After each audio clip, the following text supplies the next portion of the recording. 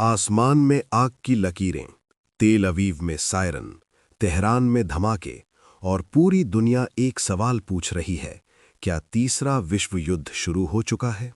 ये है Iran war 2026 और जो अभी हो रहा है वो मिडिल ईस्ट का सबसे खतरनाक मोड़ है। 2026 की शुरुआत में ईरान और इजराइल के बीच तनाव अचानक भड़क उठा। ड्रोन हमले, missile strike, air defence system active. Middle east का आसमान युद्ध का मैदान बन चुका है। लेकिन सवाल है, ये सब शुरू कैसे हुआ?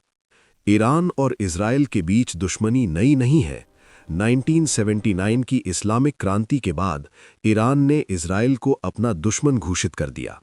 तब से सीधा युद्ध नहीं, लेकिन शैडो वॉर चलता रहा।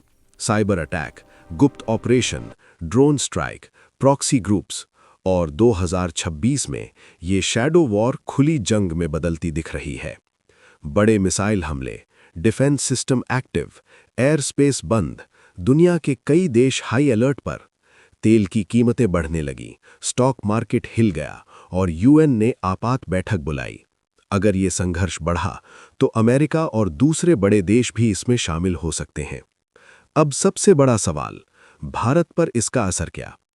भारत मिडिल ईस्ट से तेल आयात करता है। अगर युद्ध बढ़ा तो पेट्रोल डीजल महंगे हो सकते हैं। साथ ही हजारों भारतीय उस क्षेत्र में काम करते हैं। इसलिए भारत सरकार भी हालात पर नजर बनाए हुए है।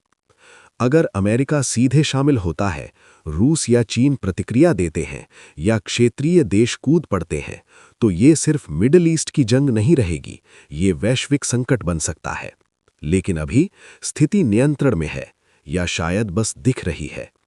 इतिहास गवाह है, छोटे संघर्ष ही बड़े युद्ध बनते हैं।